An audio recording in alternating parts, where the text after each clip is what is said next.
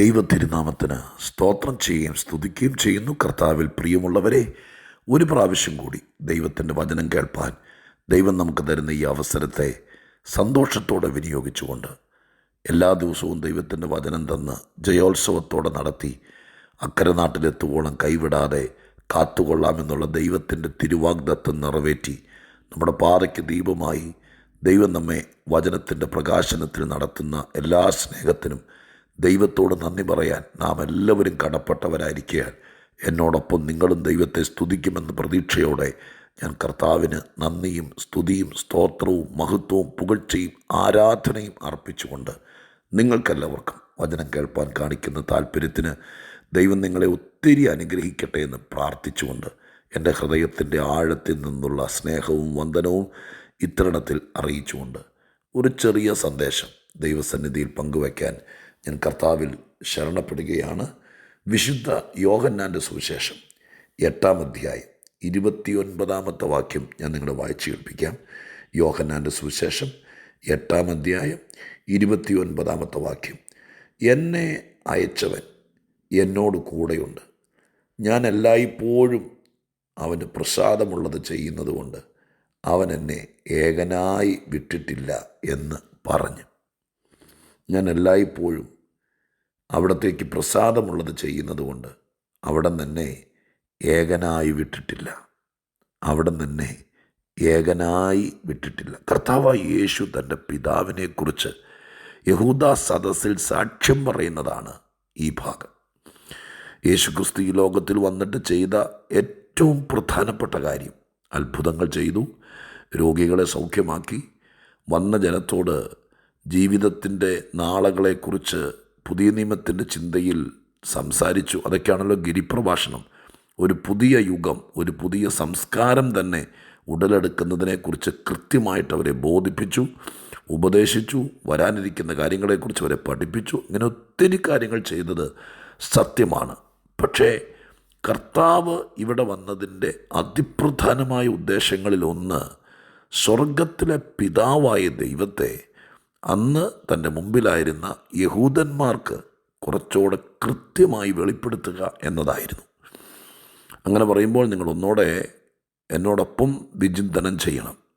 ലോകത്തിൽ ദൈവത്തിൻ്റെ സ്വന്തം ജനം എന്നറിയപ്പെട്ട, ദൈവവുമായിട്ട് ഏറ്റവും അടുത്ത് ബന്ധമുള്ളവർ, അവരുടെ മക്കൾ, കൊച്ചുമക്കൾ എന്നറിയപ്പെട്ട ജനതയാണ് യഹൂദന്മാർ. റോമാലേഖനത്തിലൊക്കെ അവരെക്കുറിച്ച് എഴുതിയിരിക്കുന്നത് വളരെ പ്രൗഢമായിരിക്കുന്ന കാര്യങ്ങളാണ്. ആരാധനയും യാഗങ്ങളും ദൈവവും ദൈവാലയവും വാഗ്ദത്തങ്ങളും എല്ലാവിധ സ്വർഗീയ അവകാശങ്ങളും അവരുടേതത്രേ എന്നാണ് വിശുദ്ധ ബൈബിൾ അന്ന് എഴുതി വച്ചത്. അപ്പോൾ ദൈവം അവരെ ഒത്തിരി പരിഗണിച്ചിരുന്നു.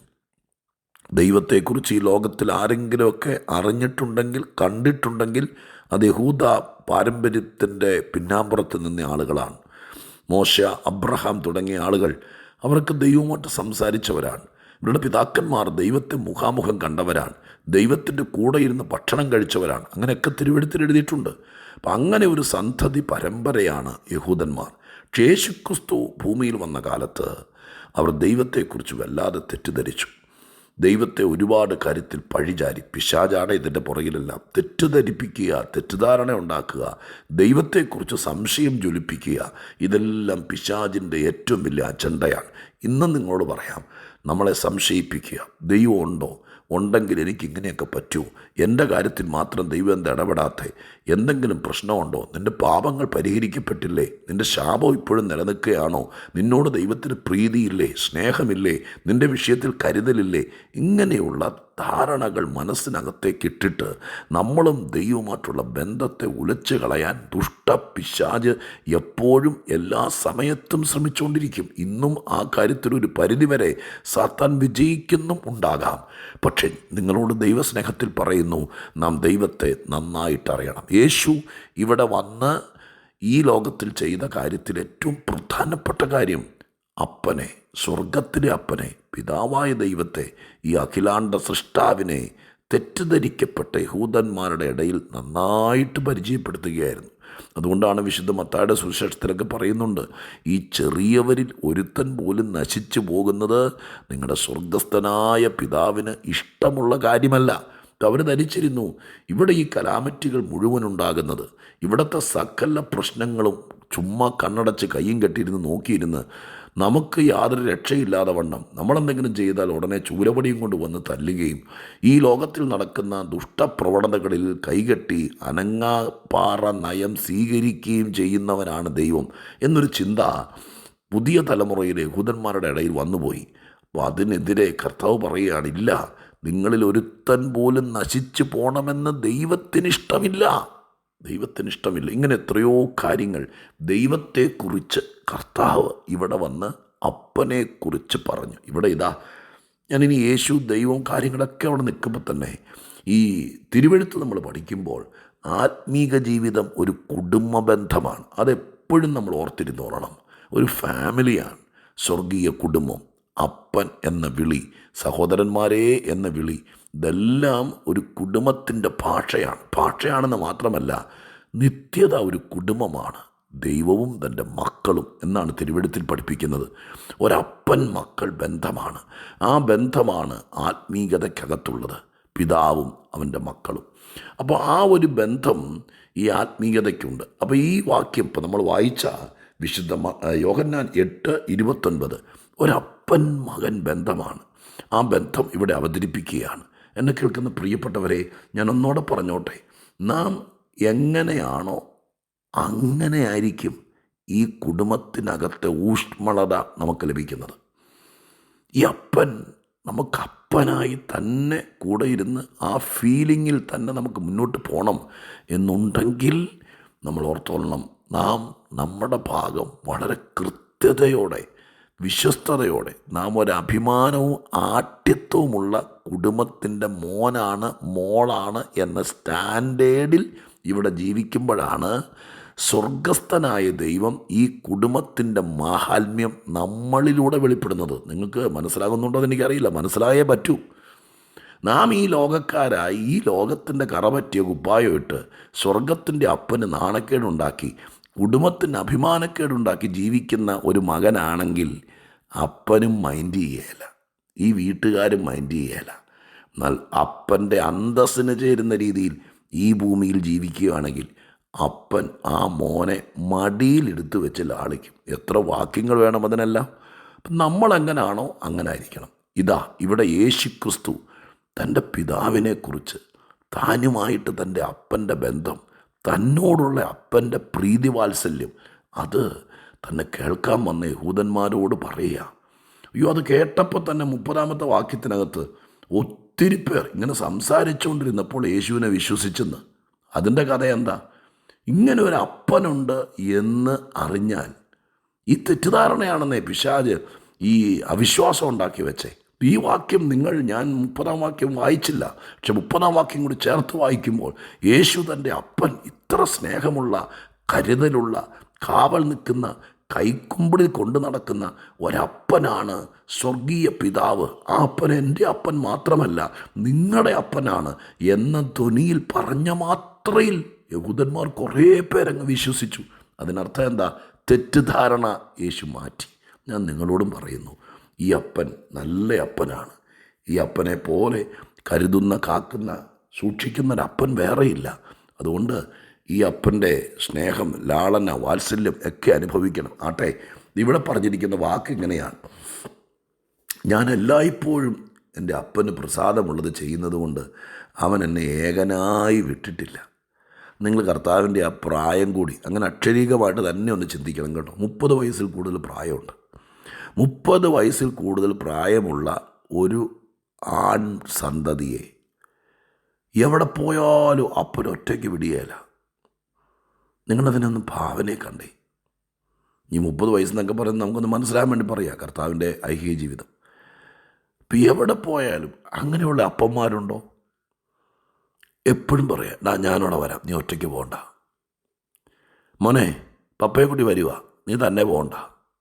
അയ്യോ അപ്പ, ഞാൻ തന്നെ പൊക്കോളാം, വേണ്ടടാ, ഞാനവിടെ വരാം.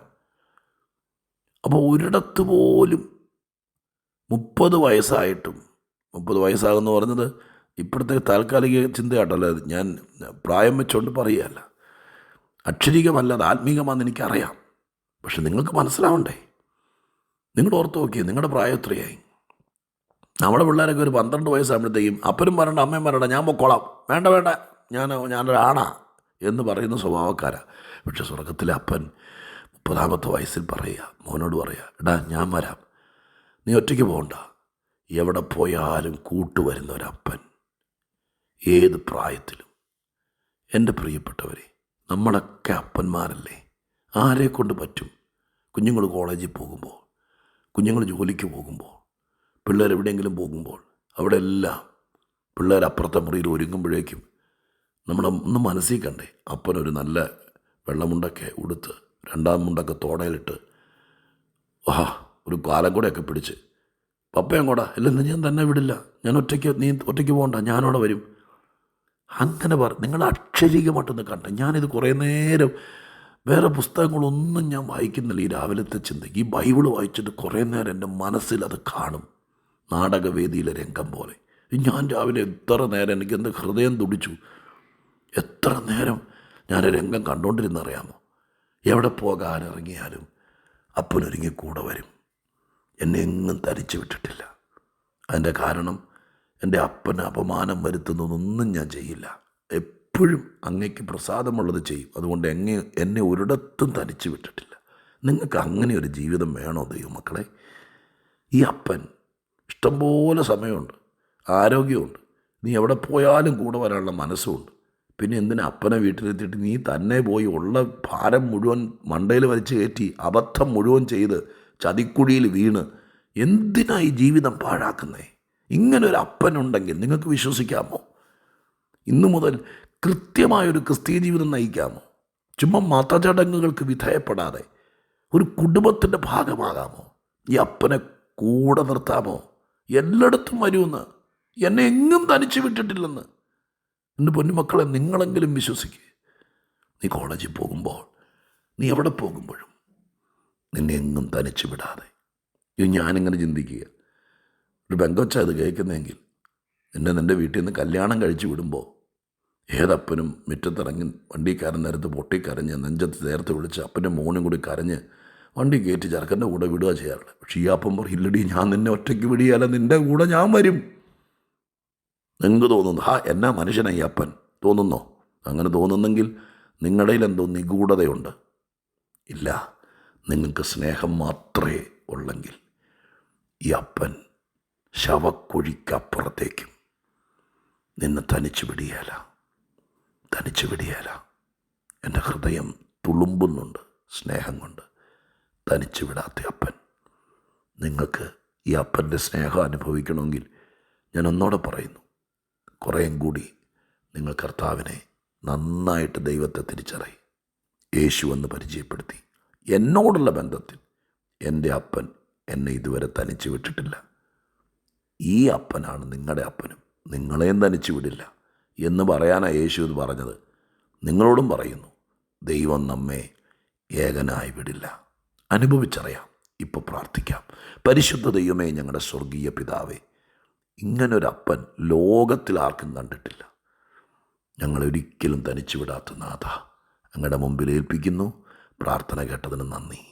എല്ലാവരോടും കൂടെ ഇരിക്കുന്ന മനസ്സിനായിട്ട് നന്ദി. നല്ല അപ്പനെ ഞങ്ങൾ മനസ്സാ സ്വീകരിക്കുന്നു. യേശുവിൻ്റെ നാമത്തിൽ തന്നെ. ആമേൻ.